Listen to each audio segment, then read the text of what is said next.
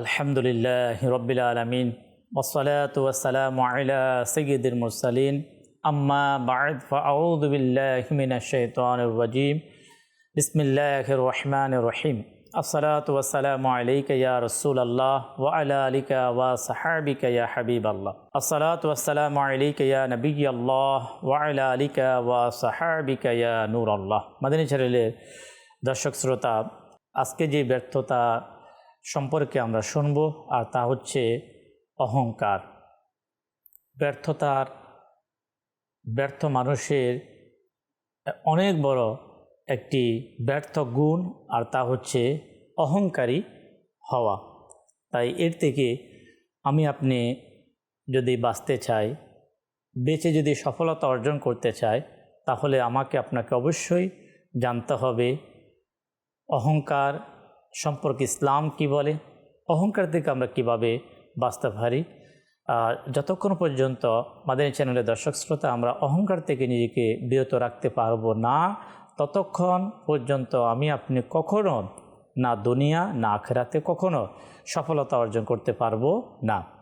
আল্লাহ তাবারক ওয়া তাআলা আমাদেরকে আজকের অনুষ্ঠানের যে আলোচ্য বিষয় এই সম্পর্কে শ্রবণ করার, স্মরণ রাখার, এর উপর আমল করার তৌফিক দান করুন। আলোচনাতে যাওয়ার পূর্বে আমরা জানবো আমাদের প্রিয় নবী রসুল করিম সাল্লাল্লাহু তাআলা আলাইহি ওয়াসাল্লামের প্রতি দরুদ শরীফ পাঠ করার ফজিলত এবং বারাকাত। নবী রহমত, শফি উম্মত, মুস্তফা জানে রহমত হুজুর সাল্লাল্লাহু তাআলা আলাইহি ওয়াসাল্লাম ইরশাদ ফরমান, যে ব্যক্তি প্রতিদিন সকাল এবং সন্ধ্যা তিনবার দুরূদ শরীফ পাঠ করবে, আল্লাহ তাবারক ওয়া তাআলা নিজ বদনতার দায়িত্বে অপরিহার্য করে নেন ওই বান্দার ওই দিন এবং ওই রাতের গুনাহ ক্ষমা করে দেবেন। দুরূদ শরীফ পাঠ করার মাধ্যমে গুনাহ মুছে যায়। গুনাহ মোচন করার মাধ্যম হচ্ছে দুরূদ শরীফ। আমাদের মতো যারা আমরা গুনাহগার, এই গুনাহগারদের গুনাহ মোচন করার জন্য যাতে আমরা বেশি পরিমাণে দুরূদ শরীফ পাঠ করতে পারি, আল্লাহ আমাদেরকে সেই তৌফিক দান করুন। সাল্লু আলাল হাবিব সাল্লাল্লাহু তাআলা আলা মুহাম্মদ সাল্লাল্লাহু তাআলা আলাইহি ওয়াসাল্লাম। দর্শক শ্রোতা, আমরা শুনলাম যে ব্যর্থতার অনেক বড় এক কারণ হচ্ছে অহংকার। অহংকার থেকে আমাদেরকে বাঁচতে হবে যদি আমরা যে কোনো কাজে সফলতা আমরা অর্জন করতে চাই। তাই আজকে আমরা শুরুতে এমন একটি ঘটনা আমরা শুনব, বনি ইসরায়েলের ঘটনা, যা থেকে আমরা স্পষ্ট আমরা বুঝতে পারবো যারা অহংকার করে তাদেরকে আল্লাহ তাআলা কখনো পছন্দ করে না। যারা বিনয়ী হয়, যারা নম্র হয়, তাদেরকে আল্লাহ তাআলা সফলতা দিয়ে দেয়, তারাই সাকসেস হয়ে যায়। নম্রতার কারণে সফলতা অর্জন করা যায়, অহংকারের কারণে মানুষ ব্যর্থ হয়ে যায়। অসংখ্য ঘটনা আছে। আল্লাহ আমাদেরকে শোনার, বোঝার, আমল করার তৌফিক দান করুক। বনি ইসরায়েলের এক আবিদ খুবই ইবাদতকারী, আর তার ইবাদতের অবস্থা এমন ছিল, ইবাদত করার মাধ্যমে সে আল্লাহ পাকের পক্ষ থেকে এমন সফলতা অর্জন করেছেন যে যখন কোনো রোদের মধ্যে বসে সে ইবাদত করত, আল্লাহ পাকের হুকুমে মেঘের খণ্ড এসে তাকে ছায়া দান করত। একবার সে বনি ইসরায়েলের এক গুনাহগার ব্যক্তি, নাফরমান ব্যক্তি সে দেখতে পেল ওই আবিদ সে রোদের মধ্যে ইবাদতে মগ্ন এবং আল্লাহ তাআলার পক্ষ থেকে একটি মেঘের টুকরো এসে তাকে ছায়া প্রদান করছে। সে অবাক হয়ে গেল। তার মাঝে এক প্রকার আবেগ সৃষ্টি হলো যে আমি কেন সে আল্লাহ পাকের নেক বান্দার পাশে যাব না এবং আল্লাহ পাকের সে রহমতের ছায়ার মধ্যে আমি কেন বসব না, যদিও বা আমি গুনাহগার, কিন্তু ওই নেককার বান্দার পাশে যাওয়ার কারণে হয়তো আল্লাহ পাকের রহমত আমিও লাভ করতে পারি। যখন সেই আবিদের পাশে গেল, নেককার বান্দার পাশে গেল, যাওয়ার সাথে সাথে তার জবান থেকে এমন একটি শব্দ বের হলো যার মাঝে ছিল অহংকার। আর তা কী ছিল? কিতাবের মধ্যে লেখা হয়, সে এভাবে বলতে লাগলো যে এই সমাজের সবচেয়ে নিকৃষ্ট গুনাহগার সে কেন আমার পাশে এসে বসে গেল। এই কথা বলার সাথে সাথে প্রিয় ইসলামী ভাইয়েরা, মাদানী চ্যানেলের দর্শক শ্রোতা, আল্লাহ পাক তার উপর অসন্তুষ্ট হয়ে যায়। আল্লাহ পাকের অসন্তুষ্ট হয়ে সে ব্যর্থ হয়ে যায়, তার সফলতা হাত থেকে চলে যায়। ওই রহমতের যেই ছায়া, যে মেঘের খণ্ড ছিল, সেটা তার মাথার উপর থেকে সরে গেল। আর এক রেওয়ায়াতের মধ্যে এসে সরে গিয়ে ওই গুনাহগারের মাথার উপরে চলে আসে।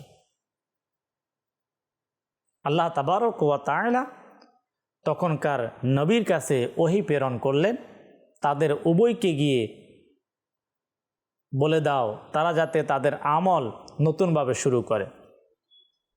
ওই অহংকার আবিদ, তার অহংকারের কারণে তার সমস্ত ইবাদত বিনষ্ট হয়ে গিয়েছে, সে যাতে নতুনভাবে ইবাদত শুরু করে।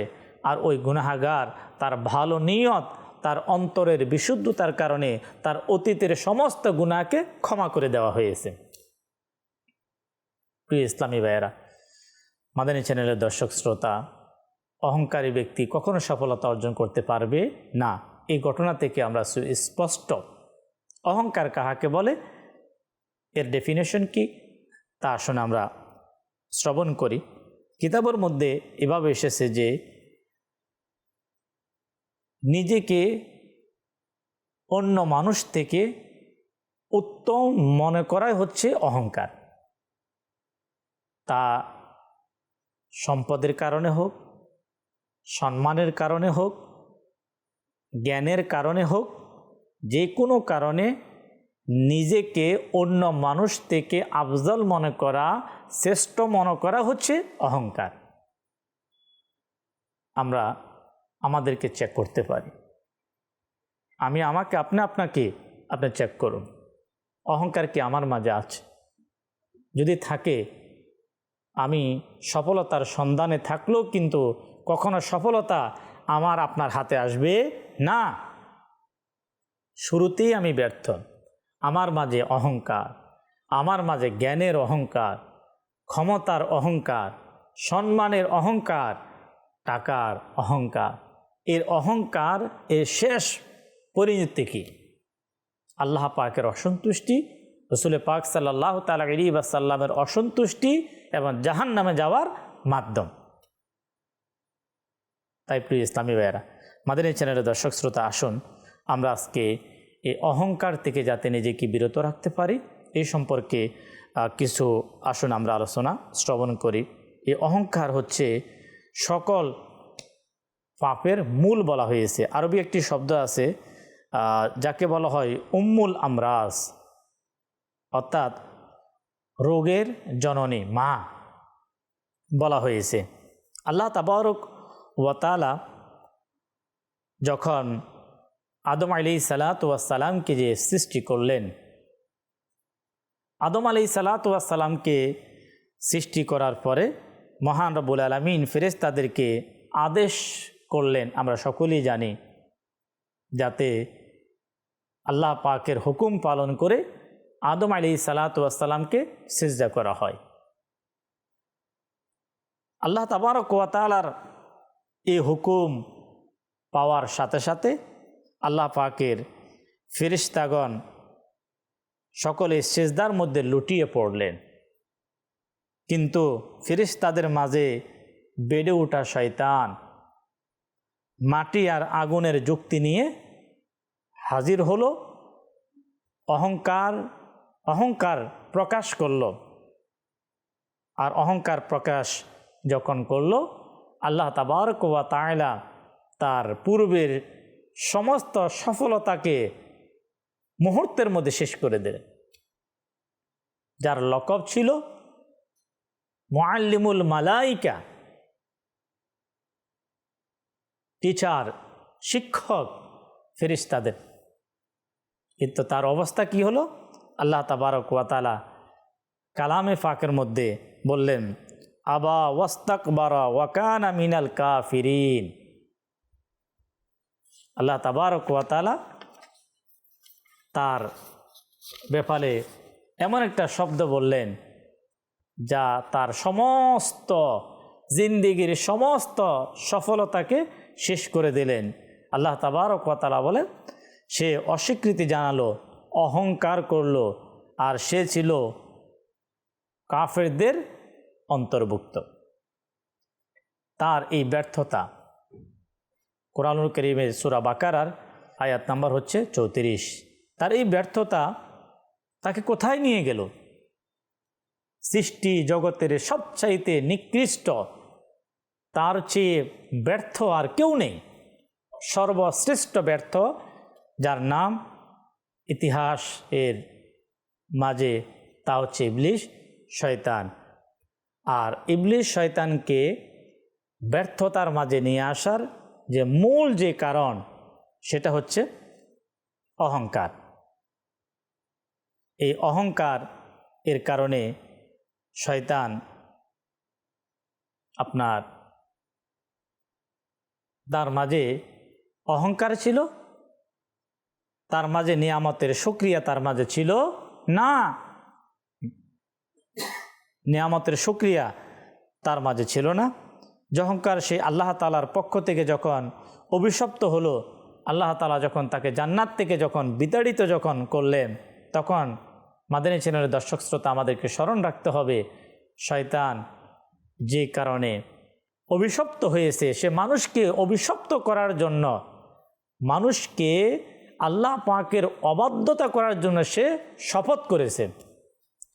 তা কোরআনুল কারীমের সূরা আরাফের 16 এবং 17 নম্বর আয়াতের মধ্যে এসেছে। সে বলল, আপনি যেহেতু আমাকে প্রতচ্যুত করেছেন, তাই আমি অবশ্যই তাদের জন্য আপনার সরল পথে আমি বসে থাকব। এরপর আমি অবশ্যই তাদের কাছে আসব, তাদের সামনের দিক থেকে, পিছনের দিক থেকে, তাদের ডান দিক থেকে এবং তাদের বাম দিক থেকে। সামনে থেকে, পিছন থেকে, ডানে থেকে, বামে থেকে। অতঃপর সে শয়তান কি বলতে লাগলো, আর আপনি তাদের অধিকাংশকে কৃতজ্ঞ পাবে না। শয়তান যেভাবে অহংকারী হয়েছে, অহংকারের কারণে তার পতন হয়েছে, অনুরূপভাবে সে মানুষকে অহংকারী বানানোর চেষ্টা করবে।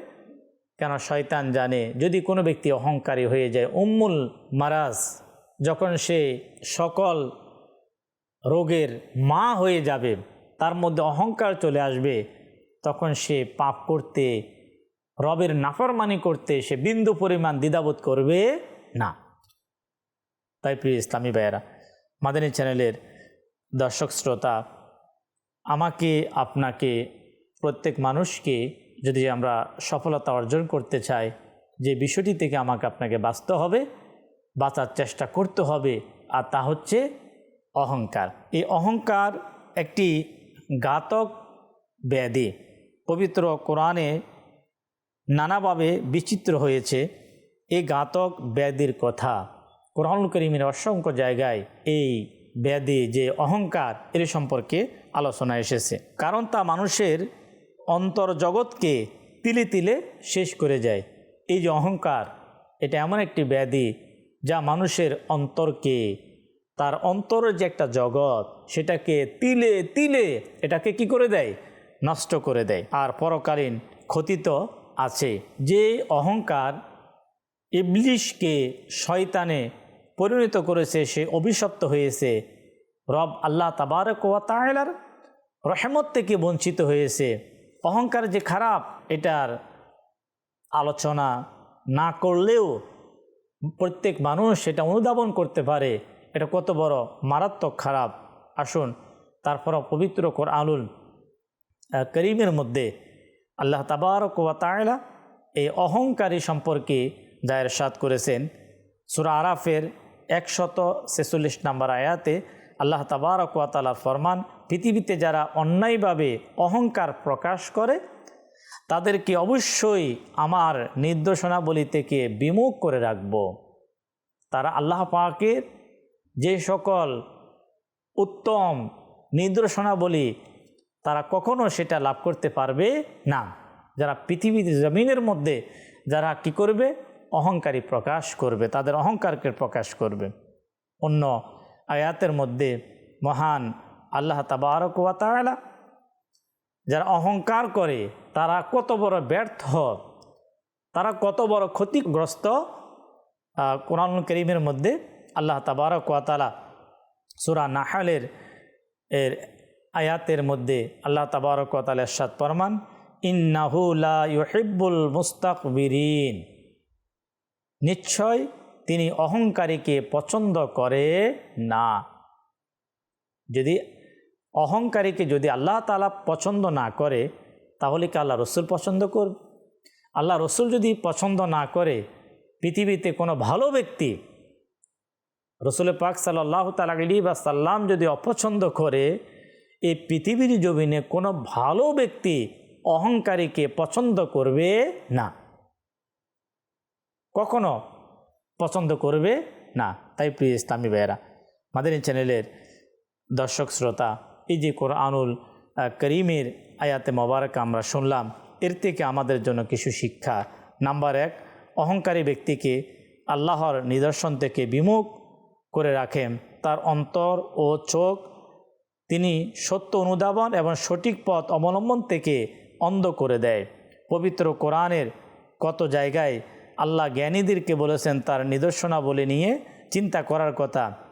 এই চিন্তা মানুষের সামনে আল্লাহ পাকের বড় কুদরত এবং তাদের উপর তার সীমাহীন অনুগ্রহ ফুটিয়ে তোলে। তখন স্বাভাবিকভাবে মহান প্রভুর কাছে সে নিজেকে পরিপূর্ণরূপে সঁপে দিতে প্রস্তুত হয়ে ওঠে, কৃতজ্ঞতায় সেজদানত হয়।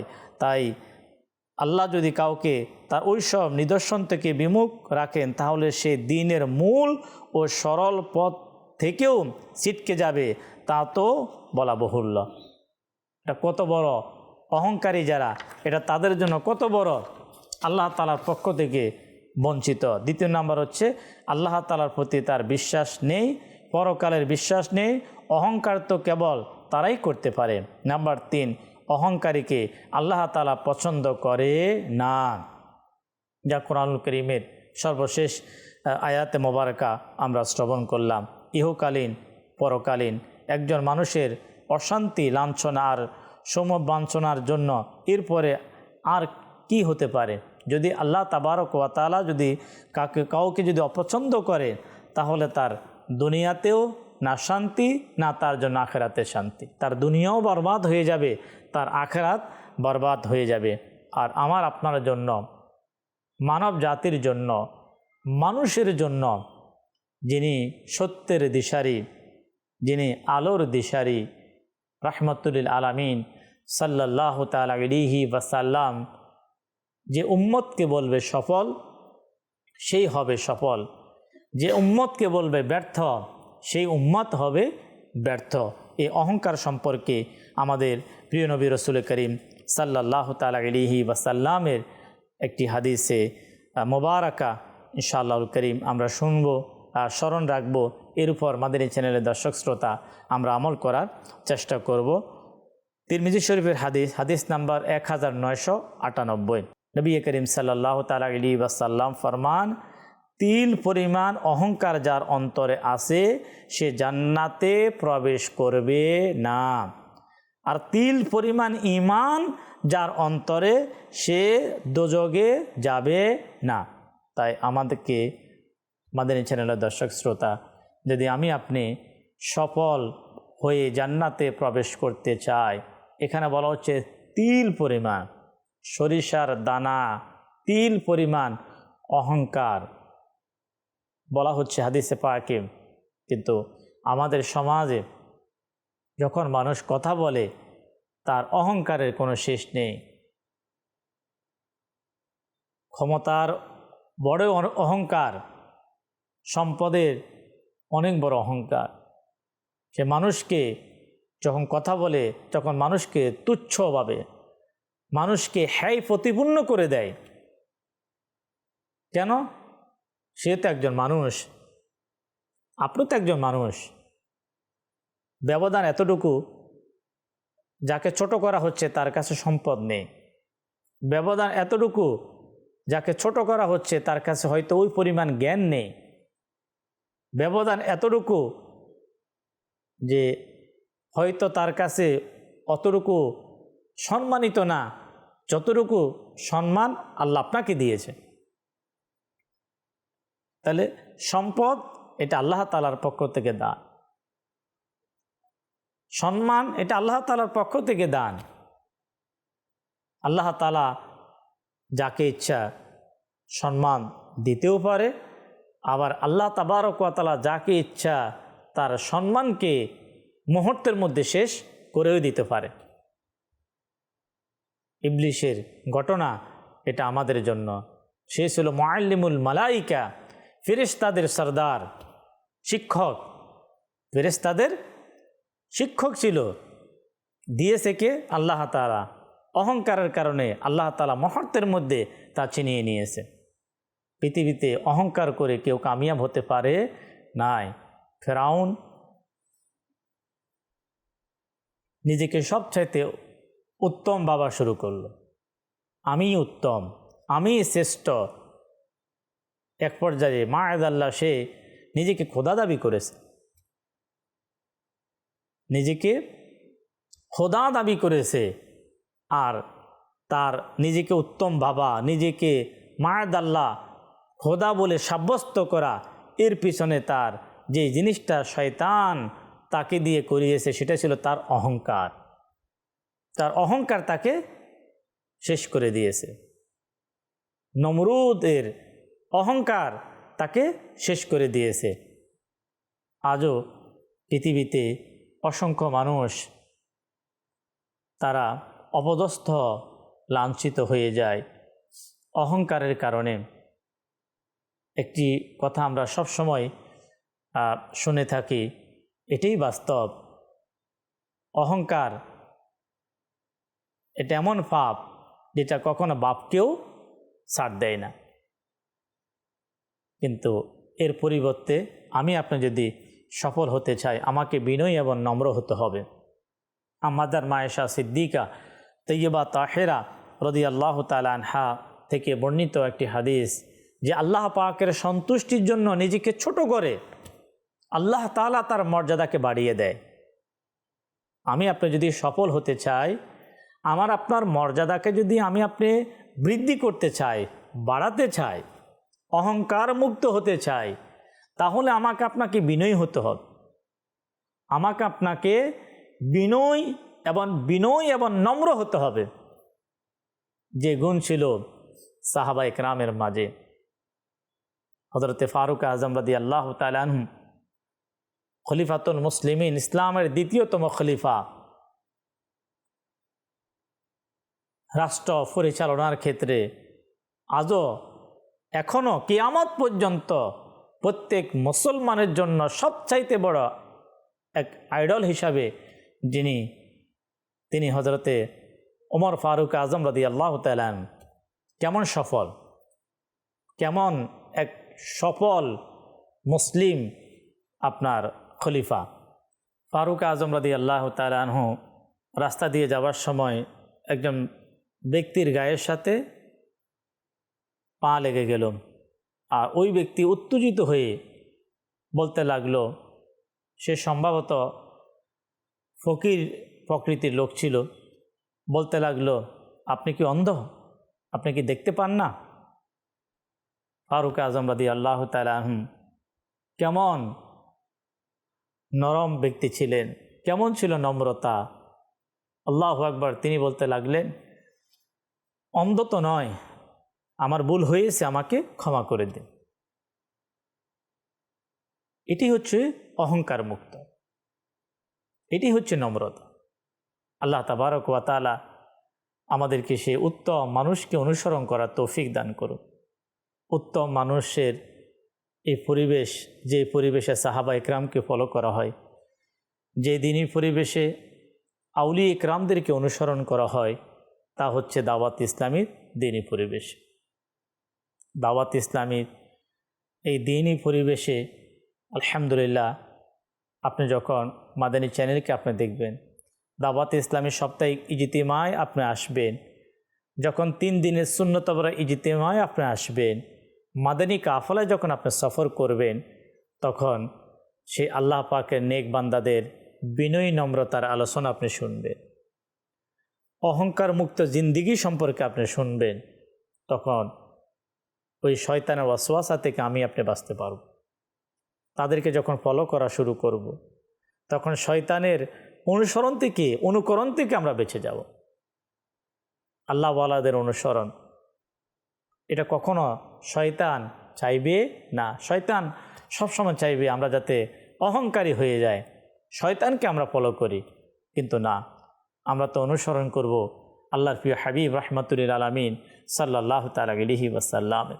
আমরা তো অনুসরণ করব সাহাবা ইকরামের, আমরা তো অনুসরণ করব আউলিয়া ইকরামের, আমরা তো অনুসরণ করব আল্লাহ তাআলা নেক বান্দাদের, যারা অহংকার থেকে মুক্ত ছিলেন, যারা বিনয়ী এবং নম্র ছিলেন। দাওয়াত ইসলামীর প্রতিষ্ঠাতা শেখ তরিকত আমির আহলে সুন্নাত দামাত বারাকাতুহুল আলিয়া সর্বদা এটাই শিক্ষা দিয়ে থাকেন। তিনি কখনো কখনো এইভাবেই বলেছেন যে যদি কেউ আপনাকে পাথর নিক্ষেপ করে, আপনি বিনিময়ে তাকে পাথর নয়, তাকে ফুল উপহার দেওয়ার চেষ্টা করুন। আপনার সাথে কঠোরতা অবলম্বন করা হবে, আপনি তার সাথে নম্রতা প্রদর্শন করুন, ইনশাআল্লাহ সে একদিন আপনার হয়ে যাবে। তাই আল্লাহ তাবারক ওয়া তাআলা আমাদেরকে সফলতা অর্জন করার জন্য বিনয়ী এবং নম্র হওয়ার তৌফিক দান করুক। আল্লাহ তাবারক ওয়া তাআলা আমাদেরকে ব্যর্থতা থেকে বাঁচার জন্য সদা সর্বদা অহংকার মুক্ত জিন্দিগি আল্লাহ আমাদেরকে নসিব করুক। ইবাদতের ক্ষেত্রে অহংকার মুক্ত, জ্ঞানের ক্ষেত্রেও অহংকার মুক্ত, সামাজিকভাবে অহংকার মুক্ত, ব্যবসায়ীভাবে অহংকার মুক্ত। যখনই আমরা আপনার কাছে কোনো না কোনো নিয়ামত চলে আসবে, সেটা অধিক সম্পদ, অধিক সম্মান, অধিক টাকা, অধিক ক্ষমতা, তখন শয়তান সবসময় পাশে থাকবে, যাতে এই ব্যক্তিকে অহংকারী করা যায়। তার সম্পদের কারণে, সম্মানের কারণে সে যাতে করে অহংকারী হয়ে যায়। আল্লাহ তাআলার কাছে যখনই কোনো নিয়ামত আমরা পাবো, মহান আল্লাহর বেশি বেশি শুকরিয়া আদায় করে ওই নিয়ামতের আমরা কদর করব, তখনই আমরা শয়তান থেকে বাঁচতে পারবো। আল্লাহ তাবারক ওয়া তাআলা আমাদেরকে শয়তান থেকে বেঁচে আমাদেরকে নেক আমলের মাধ্যমে সফল জিন্দিগি আল্লাহ আমাদেরকে নসিব করুক। সাল্লু আলাল হাবিব সাল্লাল্লাহু তাআলা আলা মুহাম্মদ সাল্লাল্লাহু আলাইহি ওয়াসাল্লাম।